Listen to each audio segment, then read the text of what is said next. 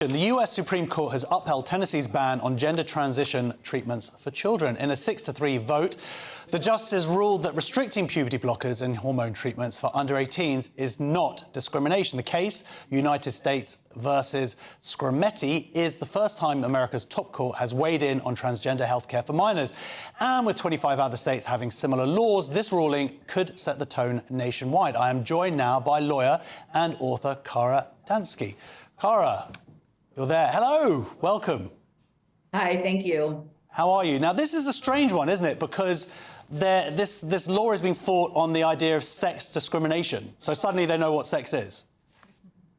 Right. That's one of the more interesting aspects of the case. Tennessee enacted a law that prohibits the administration of puberty blockers, opposite sex hormones, and surgeries for minors. And a group of minors represented by the American Civil Liberties Union filed suit challenging the law based, as you say, on sex discrimination, as well as discrimination based on so-called transgender status. And they also brought an interesting claim under the Equal Protection Clause of the 14th Amendment.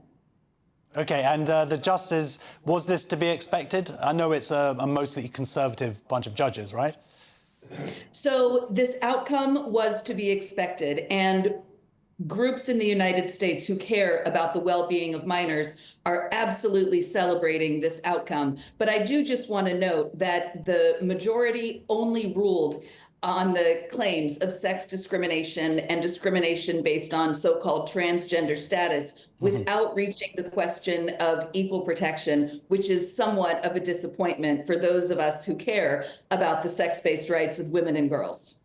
Yeah, I mean, one of the interesting things is the responses from the people who are pushing for this to happen. They were saying this has been a real betrayal of trans children, and some people would argue that there's no such thing as a trans child. So wouldn't they say the real betrayal be of actually medicalising these children in the first place?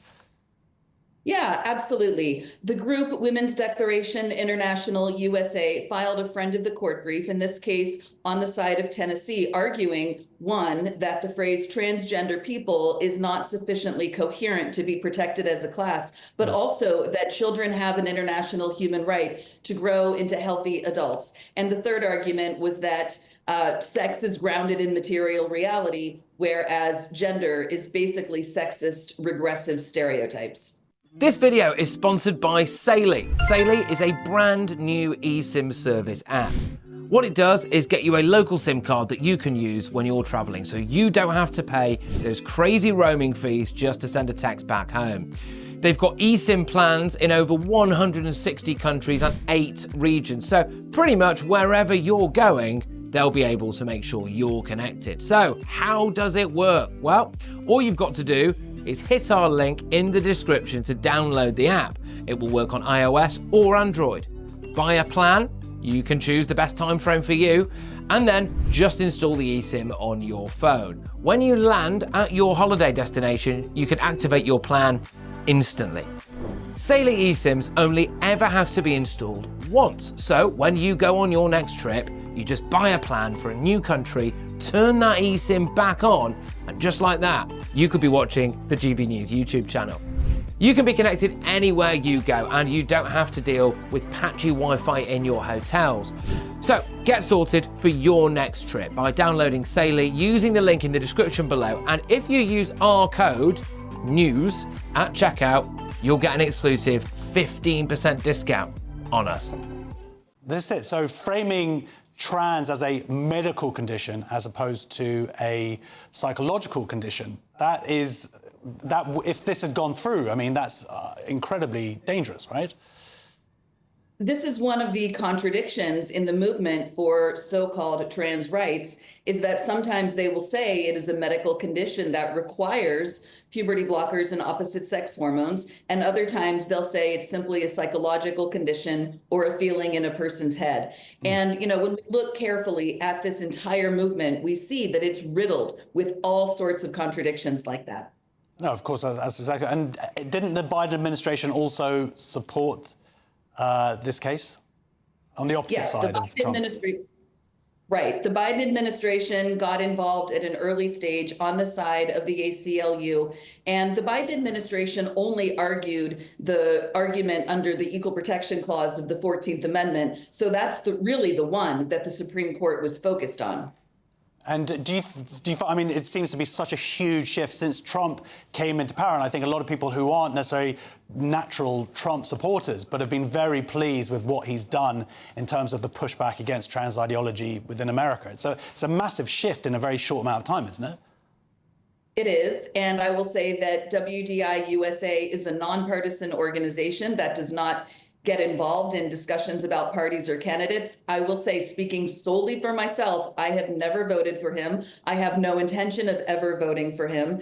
Interestingly, the Trump administration could have withdrawn this.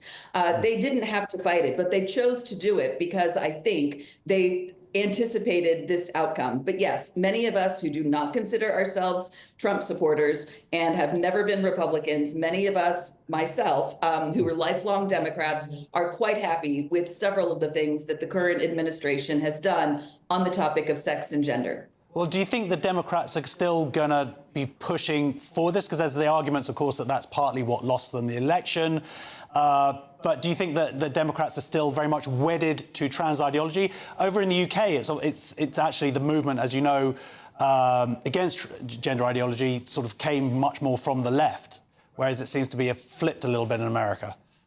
Yeah, there is no question that this issue cost the Democrats the 2024 presidential election. We know that from post-election polling, but we also know from later polling in January of this year that 67% of rank-and-file Democrats are opposed to things like allowing male athletes to compete in women's sports.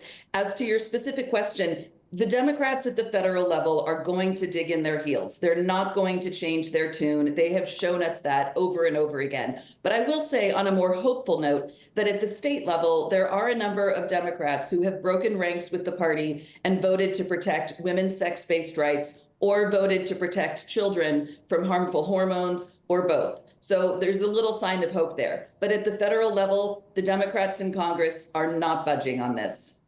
Fair enough. Well, I know this is slightly outside of your remit, but obviously America, you're a few hours behind us.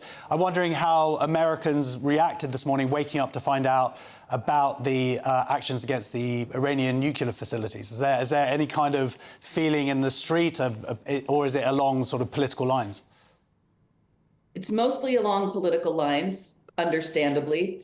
I don't know what the feeling is like in the streets, but I can say, and as you say, this is not really my remit, but I have been paying attention, and the Democrats in power, the prominent Democrats, seem to have three main arguments against this action. One, the argument is that this action violates statutory and constitutional law and exceeded statutory and constitutional authority. Another reaction from the Democrats is that this is going to cost American lives in the region. And a third is that this is only going to cause the Iranian nuclear program to escalate.